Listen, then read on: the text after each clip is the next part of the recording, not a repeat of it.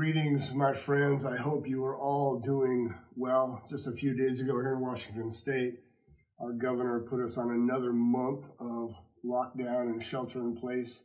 This morning, I saw the news conference from the White House. President Trump is telling us the next couple weeks are going to be the hardest, most painful of this coronavirus time. So I'm hoping you are all well. I'm hoping you're safe. I'm hoping you're taking as much advantage of this as you can to use this opportunity to work on yourself, your business, connect with your family. I want to start off today. This is going to be the second in our Intentionality series and living life with intentionality and purpose. And I want to start off today by telling you a story. A few years ago, it was the best backpacking trip of my life. I've shared with you that I love the outdoors. I love backpacking. I did a big trip from Canada, from the Canadian border to mid-Oregon. It took me 30 days by myself, about 20-something miles a day. And when I started in Canada, so north is that way, when I started in Canada, I did not realize how much snow there was going to be. I mean, there were days where I couldn't find the trail at all. I had my GPS and my compass with me, and I'm out by myself. There's no one else around. There's no one crazy enough to be doing this. Even though it was August, there were snow slides and avalanches and just very, very dangerous. But I had my compass, and I had these programmed waypoints in there. And those things kept me on track because I couldn't see the trail. I had no idea where I was going except for these waypoints. And so I've built this series on intentionality, 9 waypoints of intentionality, because sometimes the future is so far away, we don't know how to get there. If we keep our eyes on the most important things right in front of us, they're going to help us get to our destination. So today we're going to be talking about waypoints 4, 5, and 6. If you missed the first one, go to my YouTube channel, Leader's Edge, and pick up waypoints 1, 2, and 3. So let's talk about intentionality. I believe that too many people live as participants of their own life. They're not the architects of their life. Here's how Michael Hyatt says it. If you don't have a plan for your life, someone else will. And that's true. Too many people live as participants and not the architects of their own life. Have you ever thought about, we're all given the same amount of time every day, 24 hours. Nobody gets more or less. Some people in that 24 hours, they just lead an amazing life that has an incredible impact. It's amazing what they accomplish. Einstein and Roosevelt and Lincoln and so many others. While other people with the same 24 hours, they just waste it away and do nothing with it. What's the difference? Intentionality. Some people live a very focused and intentional life. Living with intention, hold on to this. Living with intention means saying no to the things that aren't important so we can say yes to what matters most. Let me say it again. Living with intention means saying no to the things that aren't important to us so we can say yes to the things that matter most. What do you want? What do you really want? At the end of the day, what's the legacy you want to leave? Intentionality puts those waypoints in front of you to help you get from here to there powerfully. Okay, intentionality number 4. I'd like to encourage you and to challenge you to intentionally hone your craft. I named my company Leader's Edge based on the principle found in an ancient Hebrew proverb. That proverb says this: if the axe is dull, more effort is required, but wisdom brings success. The concept here is the honing and the sharpening of the axe. I want to talk to you right now about honing your craft, sharpening your skills. At Leader's Edge, this is what we help leaders do. Hone their craft, own their space, sharpen themselves so they can get better and better and better. I think Abraham Lincoln must have known of that Hebrew proverb when he said this quote, and I say this one all the time in my executive meetings. He said, if you give me 6 hours to cut down a tree, I'm going to spend the first 4 sharpening the axe. President Lincoln understood the power of focused intentionality. sharpening yourself so when the opportunity comes, you are ready for it. This is a good definition of craftsmanship. We're talking about honing your craft. Craftsmanship is the quality that comes from creating with passion, care, and attention to detail. It is a quality that is honed, refined, and practiced over the course of an entire career. Now, sometimes we think about craftsmanship when it comes to wood or furniture building or boat building or metal craftsmanship, maybe art or pottery. We rarely think of it in the business world. I don't think there's any difference. You have a craft. It is your vocation. It is your career. When is the last time you got a little bit sharper? When is the last time you got intentionally just a little bit better? My craft is leadership. And the tools I use are words. So I use words to help leaders become the best version of themselves. Sometimes this means I just sit and I listen to words. Sometimes it means I work hard to ask profound questions, and I'm constantly, relentlessly thinking about profound questions. And when I ask the questions, I'm the one who's not afraid to help point people in a direction. And sometimes that means that my craft is I wrap my arms around a client and say, we're going to get there together. And sometimes it means I'll say things like, you need to pull your head out of your butt. To hone your craft, you have to know which one to say and when. All my clients have crafts. Some are attorneys, real estate agents, wealth managers, leaders of construction, many more. Each one of them is honing their craft. Right now, I want to take a special time and give a shout out to my friend Corey Campbell and all the team at Classy Chassis. You see, this month was supposed to be our month of focusing on intentionality. I was supposed to be doing a workshop with them on intentionality. Obviously, we can't do that with this quarantine. So shout out to Classy Chassis and your team. Here's a chance to work on your intentionality as managers and leaders. Listen to this quote about busyness. Many times busyness is often mistakenly equated with productivity, but those words are not synonymous. Just because we're spinning our wheels, rushing from one commitment to the next, doesn't necessarily mean we are doing anything worthwhile. Busyness does not mean productivity. Intentionality of honing your craft means you can focus on certain things to bring about better, faster, and more productive results. I'm going to give you 4 tips on honing your craft. Number 1, reflect. We've said this before. We've had this discussion before. Reflect on what you're doing. Think about that report you just did, that speech you just gave, that managerial meeting you just led, the financial report you just looked over. Reflect on how it could have been done better, how you could have been sharper. So reflect, think. Take the time to think, how can I get better? The second one is going to be more challenging. Ask for reviews. Ask for reviews from your peers, the teams that you lead. I do this all the time for my clients. I'll ask them, what am I doing that you want me to stop doing? What am I not doing that you want me to start doing? And how can I serve you better? They're my clients. I want to continually hone my craft so I help them. I'm passionate about helping them. So ask for reviews, reflect on what you've done, get a mentor or a coach. My mentors and coaches have been absolutely priceless in my development. I would not be where I am without these men and women speaking into my life. And finally, continuing education. Take the time to take some online courses, go to seminars and conferences.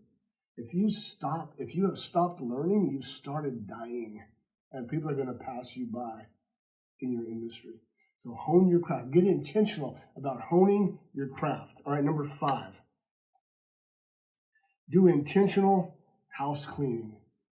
Now, with this quarantine, I imagine all over the country, houses are cleaner than they've been in a long time. I can just picture, my kids are growing, but I can just picture families getting the kids together and cleaning bedrooms and kitchen, but that's not the kind of house cleaning I'm talking about. I'm talking about getting intentional with our head trash and with the baggage that we've carried around for years, and we all have it. Don't pretend that you don't. Don't think about, some of you are thinking right now, oh, here we go, counseling crap. And we zoom ahead to number 6, stop. Every one of us carries around stuff that gets on our own way. You do, and I do. If we'll intentionally focus on those things and move them out of our way, we have the chance, the opportunity of having a better future. I have a wonderful, wonderful client up north in Seattle, a new client, a 40-year-old, wonderful lady, been successful in everything she's ever done. She came to me, age 40, she says, H, I have struggled for so many years with these particular sets of things. And it affects how she sees herself, how she talks about herself in her head. And she says, I finally want to get rid of this crap. I am proud of her. To come to yourself at age 40 and say, I want to do some spring cleaning, I want to do some house cleaning, that takes courage and guts, and I applaud people who do that, because we all deal with this stuff. Let me rattle off some things.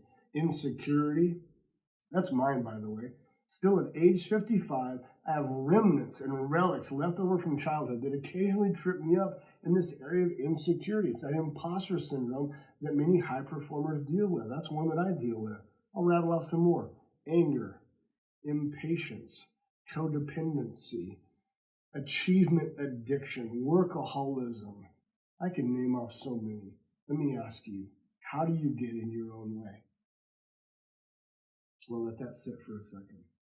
How do you get in your own way? Andy Andrews is the author of several books.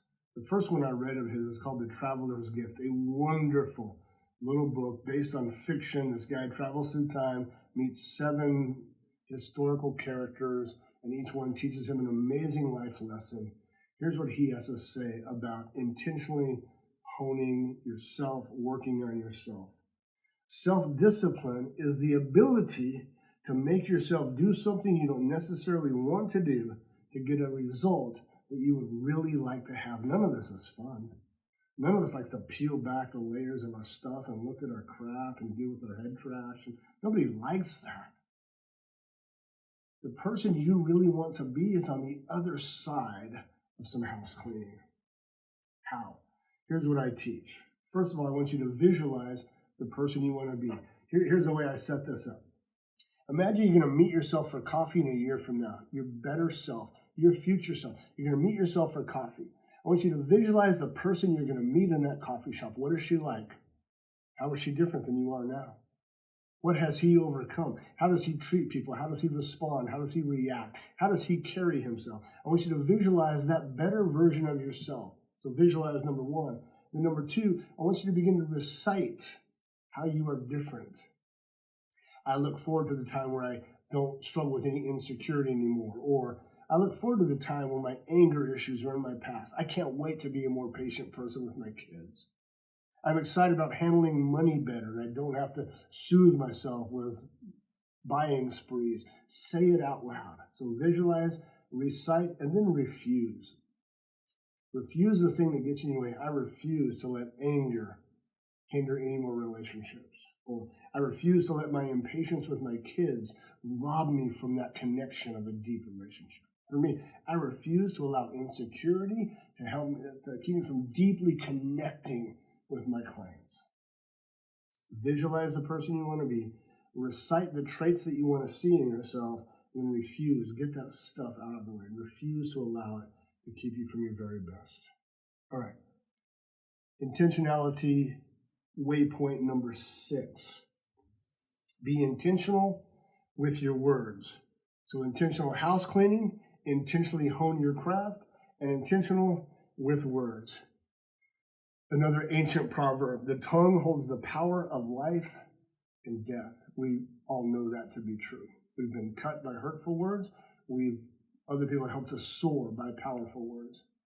Lee Cockrell, he wrote the book. He was the CEO of Disney for a while. He wrote the book Creating Magic.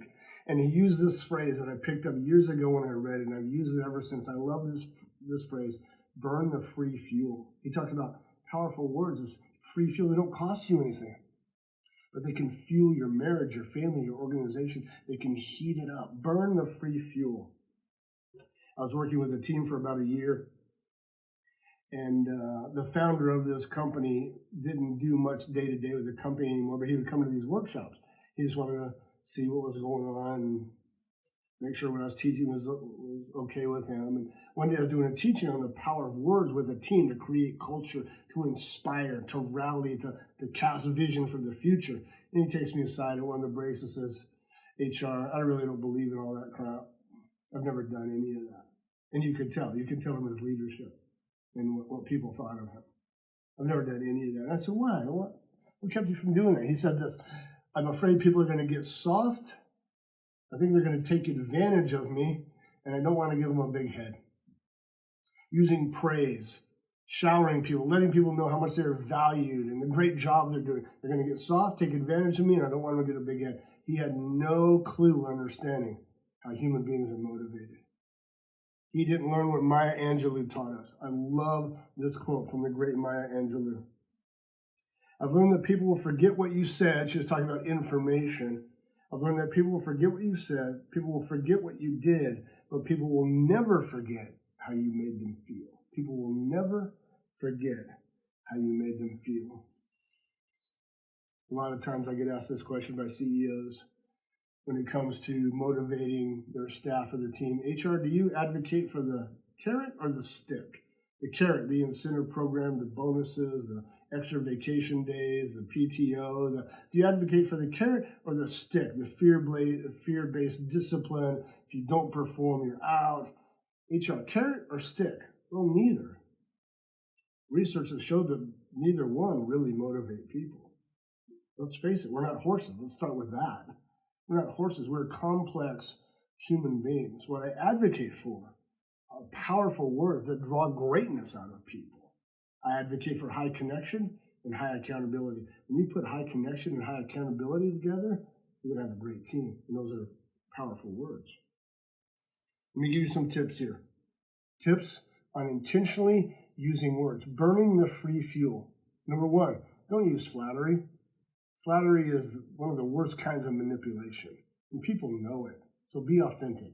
Tip one, be authentic with your praise. Be authentic with these powerful words. Tip two is be specific. It's not good enough to say, Julie, great job. Doing a great job around here, Julie. Really appreciate it. That's not enough. Be specific. Julie, I really love the hard work you put into last Friday's report. I can see in paragraphs 1 and 6, you really crafted those well. Nice job. Fred, I've seen how you've been working with the team, and the way you are casting our vision, the way you're communicating with greater clarity, I can tell you've worked hard on that. Fred, great job. Be specific, be authentic. Remind people of their value and remind people of their potential. I'm going to say those two things again. Intentionally use words to remind people of their value and remind people of their potential. Listen, when you call greatness out of people, you give yourself the opportunity for greatness yourself. When you call greatness out of people, you'll never be without the opportunity for greatness yourself. Okay, get intentional. Points 4, 5, and 6. Hone your craft, clean your house, burn the free fuel with profound words. I'm going to finish with this. You cannot manage yourself to success. You have to lead yourself to success, and that means getting intentional with the person you want to be. That's it for today. Thank you again for your time. I am HR Huntsman. This is Leader's Edge. I love you all. Now go shine.